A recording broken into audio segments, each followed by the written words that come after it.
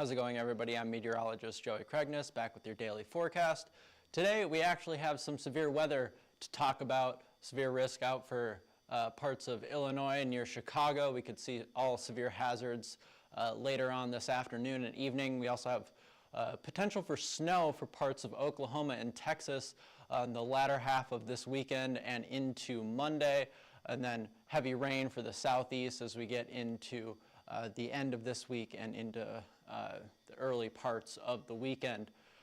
Check out our Raising Hail Tour 2024. Will be in OKC on February 13th next week. You can use that code 10RHT2024 to get $10 off your ticket for that event. Pretty cool. Derek will be giving the yearly hail forecast, so come check that out.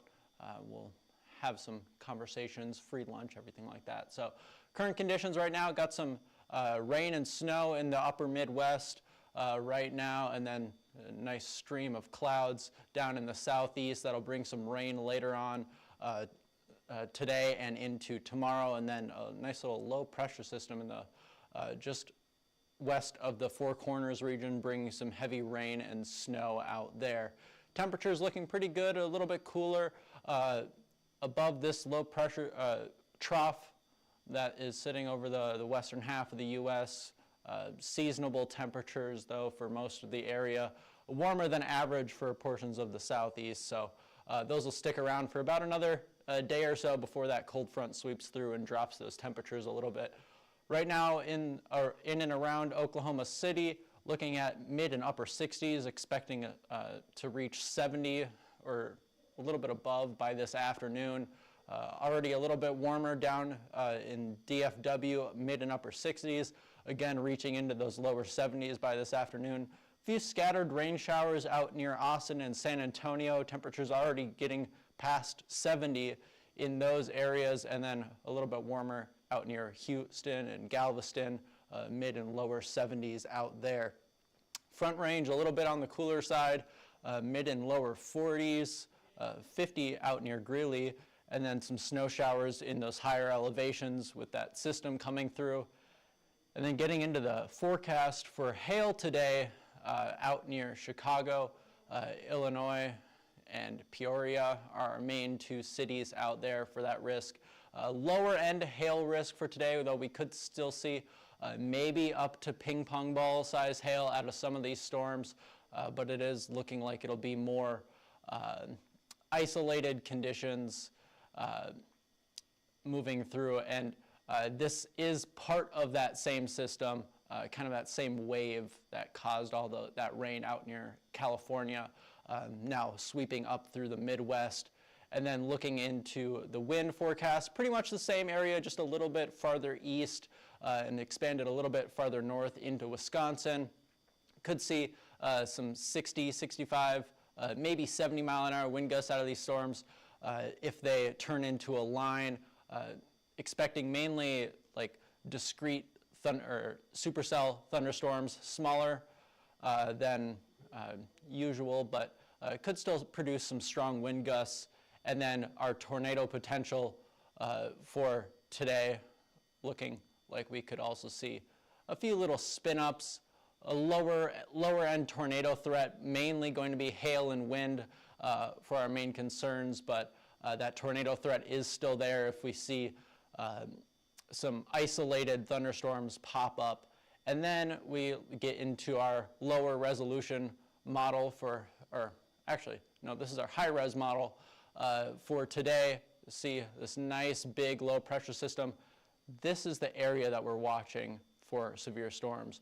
We'll see those pop up in this little warm sector of that low pressure system popping up, and then you see this nice little line of thunderstorms pop up, and it's not super high resolution, but we could still see those storms become a little bit more isolated, not high enough resolution to really distinguish between those individual cells at this moment. And then going into tomorrow, that low pressure system will continue to move off to the northeast. All that rain in the southeast, snow still happening in the Rockies, in the Cascade Mountains up near Washington and Oregon.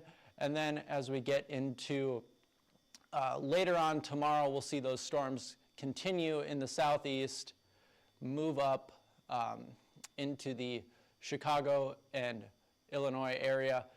We'll see some more scattered thunderstorms, expecting them not to be as severe, but we could still see some stronger wind gusts out of that.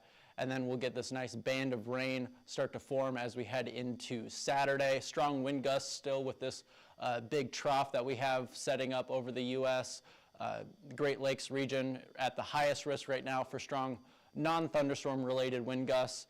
Down into Oklahoma as well, could see some pretty strong wind gusts with this system.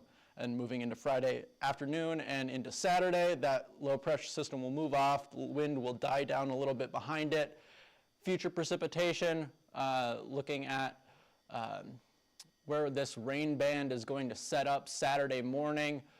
Pretty heavy rain in some areas of Louisiana, Arkansas, Mississippi. Could see some flash flooding out of that. And this is the system that we are watching for that snow potential in Texas and Oklahoma. We'll see this trough sweep through. This is the area that we're going to be watching for that next system bringing snow. But right now, this is the system bringing that severe weather to Illinois and parts of Wisconsin. That'll move off pretty quickly, but then we get this trough that digs down into the western and central U.S. Low pressure system forming in the Panhandle region, and that'll kind of sweep up. And what we want to see if for high snow accumulation is that low pressure system to kind of sweep down and then arc back up pretty quickly as it intensifies.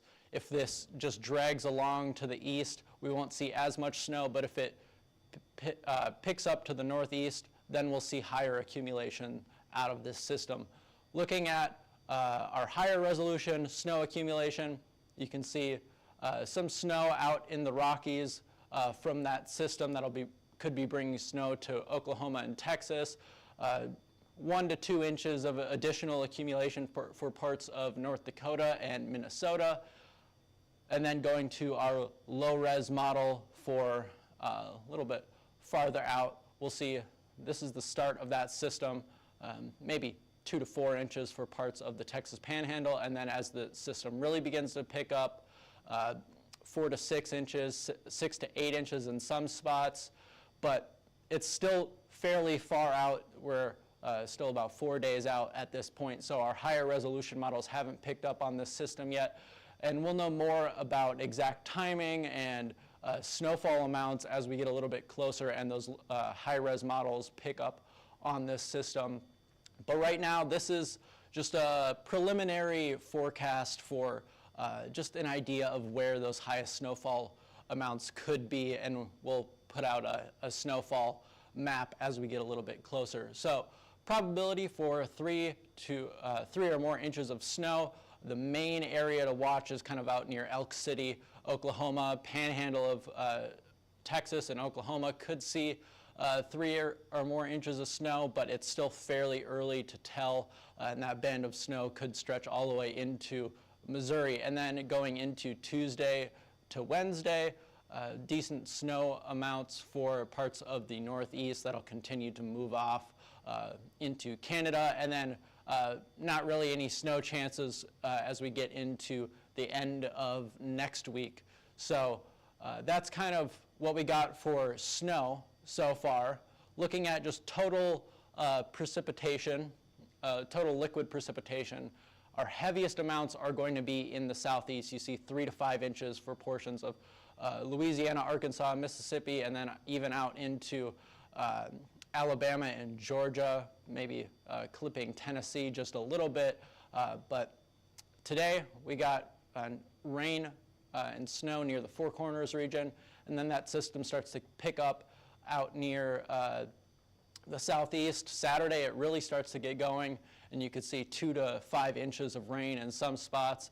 Sunday, that precipitation extends all the way back out near Oklahoma and Texas. And then